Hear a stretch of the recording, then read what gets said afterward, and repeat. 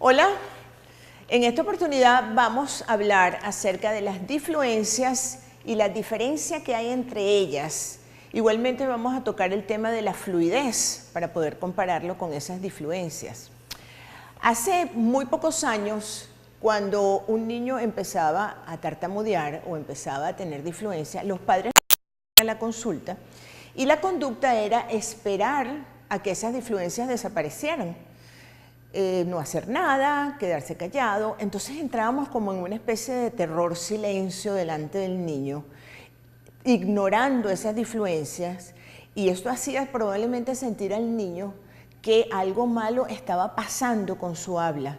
Entonces subestimábamos la capacidad del niño de reconocer que algo estaba haciendo diferente. Estos niños pequeños, entre 2 y 5 años de edad.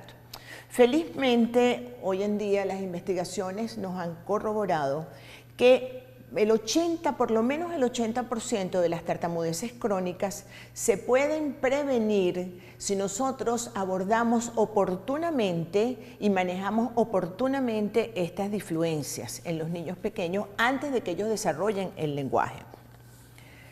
Vamos entonces a hablar un poquito acerca de la fluidez y lo que es normal en la fluidez, para después hacer una comparación con las difluencias. Entonces, ¿qué es la fluidez?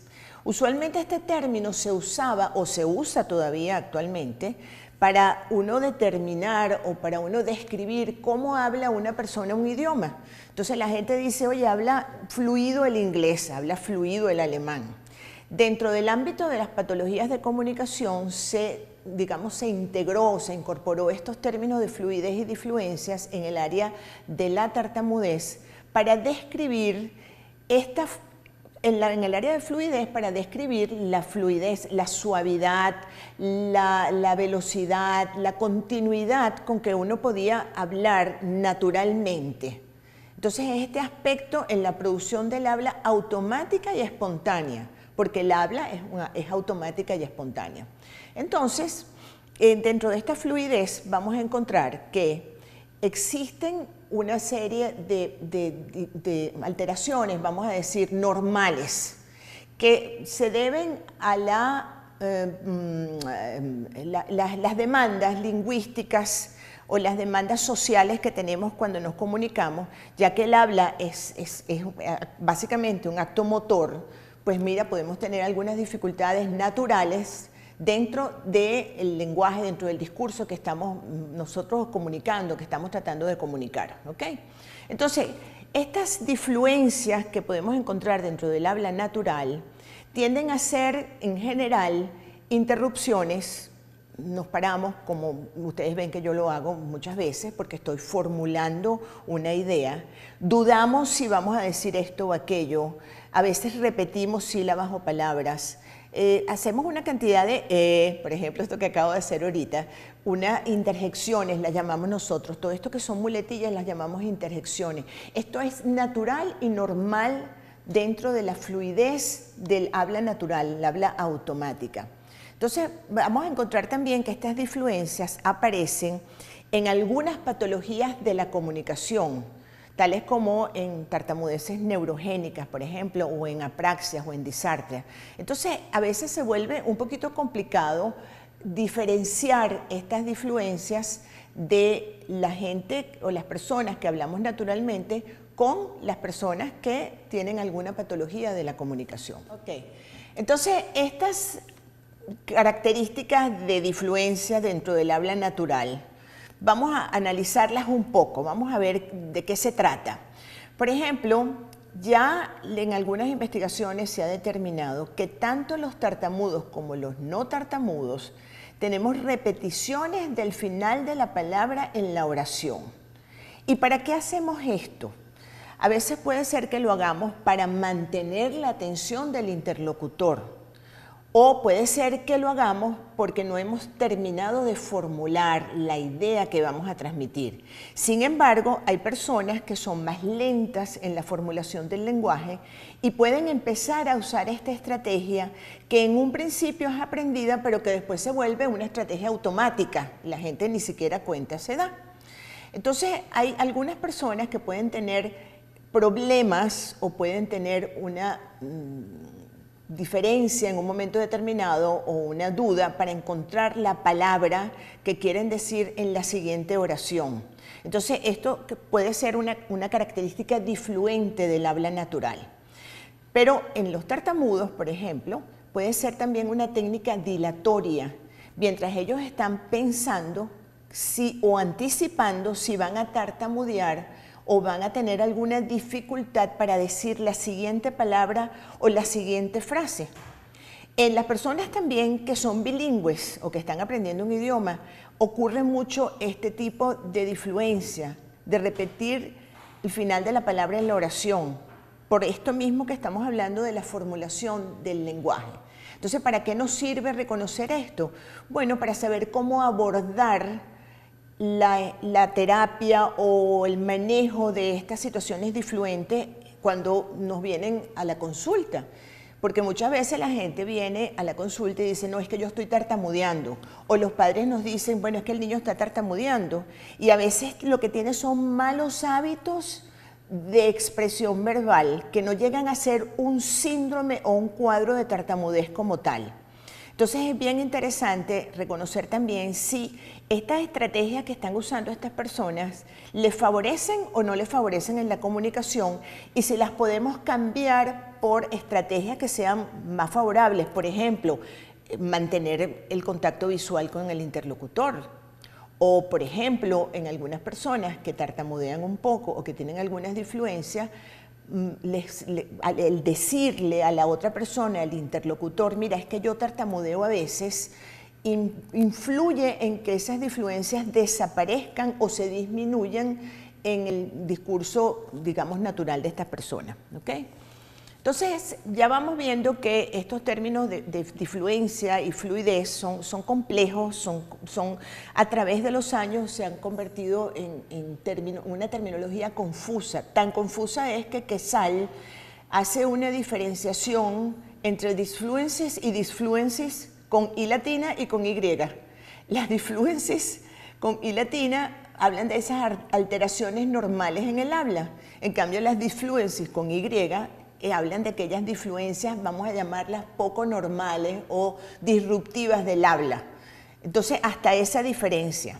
Sin embargo, y a pesar de que hay esta ambigüedad en la terminología, sí hay un consenso bastante general acerca de cuáles son estas estrategias del habla automática o natural que todos usamos, que podríamos considerar difluencias normales dentro del habla, tales como estas muletillas que estábamos hablando o algunas que otras interrupciones. ¿Okay? Entonces, bueno, aquí vamos a ver un cuadro de una investigación muy reciente, publicada el mes pasado justamente, donde estas personas, Pitica, que es la autora principal, hace un análisis de cómo se clasifican las difluencias o las han clasificado a través del tiempo de acuerdo a su ubicación, de acuerdo a su tipificación, etcétera, etcétera, ¿no? Y aquí ustedes van a ver con más detalle cuando ustedes puedan repasar esta presentación que dentro de los que llamamos difluencias típicas básicamente están estas interjecciones o muletillas, unas repeticiones a veces de sílabas o palabras y unas dudas, digamos, ese es como el consenso general de lo que son las difluencias típicas.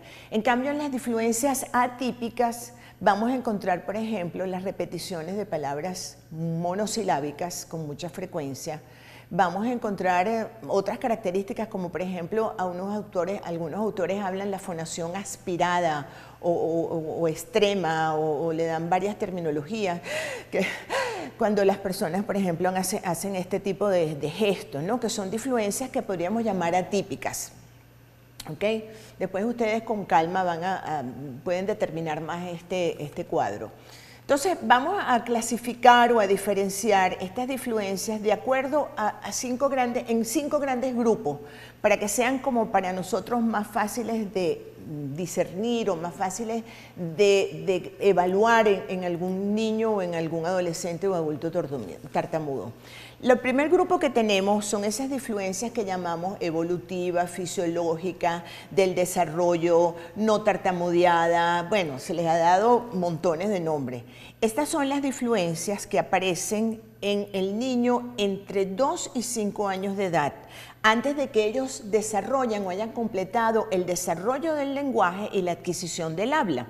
Luego tenemos aquel grupo de difluencias que aparecen, que llamamos en la formulación del lenguaje, que es cuando ya el niño de 3 años y medio a 6 años y medio, ya, bueno, vamos a decir un poquito más, yo diría más hacia los 5 o 6 años, ha desarrollado ya el lenguaje. Y entonces aparecen estas difluencias allí porque están aprendiendo todavía a formular sus ideas y a organizar las ideas. Después tenemos ya las características que encontramos en la tartamudez incipiente o cuando empieza a aparecer ya las características de tartamudez con difluencias atípicas ya dentro del léxico. Después tenemos otra entidad que llamamos tartamudez atípica. Después tenemos el cluttering, que es un nombre que en español es difícil de traducir, diríamos que es algo como un tartajeo, quizás es la palabra, ¿no? Vamos a ver en el siguiente cuadro que tenemos una serie de características que en cada una de estas entidades. Yo se los puse así con colores de manera de que ustedes puedan estudiarlo con comodidad. Son muchos detalles y podría ser muy tedioso explicar cada uno de estas difluencias que aparecen en cada uno, ¿no? Quizás lo más resaltante es que en las tartamudeces evolutivas, que son estas del desarrollo, vamos a encontrar que menos del 3% de las palabras son difluentes en general. ¿Okay? Son en los niños pequeños y la intervención en este caso va a ser una intervención que nosotros llamamos primaria, que se refiere a orientar a los padres acerca del manejo de las estrategias o de facilitación de las estrategias en estos niños y a veces trabajar con los niños. Yo diría que la mayoría de las veces trabajamos los niños jugamos con los niños o abordamos al niño a través de juegos, para darles a ellos también un modelo de buena expresión, de un modelaje de discurso fácil y suave. Después, en las difluencias que aparecen en la formulación del lenguaje, vamos a encontrar que ya empezamos a ver que ya la actitud de los padres es más preocupante, ya los padres se preocupan más. Entonces ya empieza a influir dentro del habla del niño la actitud del padre. Entonces vamos a encontrar esto, como les decía, alrededor de los 5 o 6 años de edad, ya es niños que tienen el lenguaje. Y ya aquí empezamos ya, como son problemas de lenguaje usualmente, las difluencias vienen porque el niño está aprendiendo a formular el lenguaje. Usualmente el abordaje es la terapia del lenguaje como tal, es decir, es reforzar las habilidades del lenguaje del niño. Luego tenemos ya las características de cuando empieza la tartamudez a aparecer como tal, lo que llamamos tartamudez incipiente, empieza a aparecer ya un poco de tensión o un poco de conciencia en la manera de hablar. El niño se va dando cuenta en su manera de hablar. Las difluencias aumentan en frecuencia y pueden llegar hasta un 10% de difluencias en el discurso del niño. Aquí vamos a ver que pueden ser niños, adolescentes.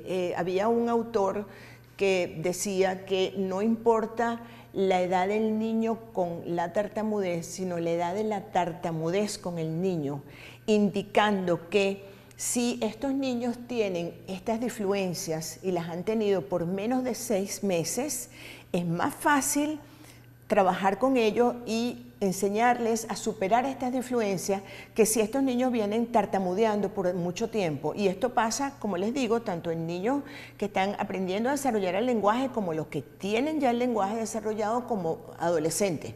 Y bueno, pocas veces se ven los adultos, más en los preadolescentes y en los niños que están formulando el lenguaje. Entonces ya con estos niños ya el abordaje es más integral, ya trabajamos no solamente con los padres, sino con todas las personas que están alrededor del niño y damos terapia de fluidez, terapia de lenguaje, terapia del habla, de acuerdo a cómo se vaya presentando. En el caso de lo que llamamos tartamudez atípica, Estos casos o estas difluencias se van a presentar usualmente en niños neurotípicos, en niños con trastornos de atención, en niños con trastornos del espectro autista, digamos, en cuadros o síndromes un poquito más complejos, y usualmente estos niños necesitan muchas terapias, terapia del lenguaje, terapia del habla, terapia de fluidez, y a veces tenemos que recurrir a otros especialistas que nos apoyen en esta área.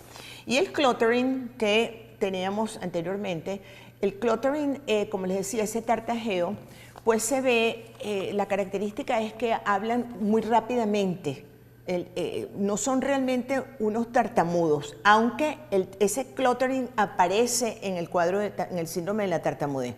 Pero el tartajeo es estas personas que hablan muy rápido, entonces cuando hablan tan rápido se comen palabras, se comen las sílabas, hay una alteración realmente molesta y que a veces interrumpe la comunicación o la expresión verbal y amerita un abordaje ya más especializado. Ok, entonces vemos que es difícil a veces diferenciar lo que son las difluencias típicas de las difluencias atípicas, pero el camino es empezar a reconocerlas, a reconocer las características, a reconocer dónde aparecen estas difluencias con más o menos frecuencia. Cuando estas difluencias aumentan en frecuencia y tienen una cantidad de elementos asociados que van desarrollando o que pueden desarrollar en el individuo una tartamudez ya crónica, como un síndrome, como un cuadro completo. Bueno, espero haberles transmitido un apoyo y una ayuda para diferenciar estas difluencias. Muchísimas gracias.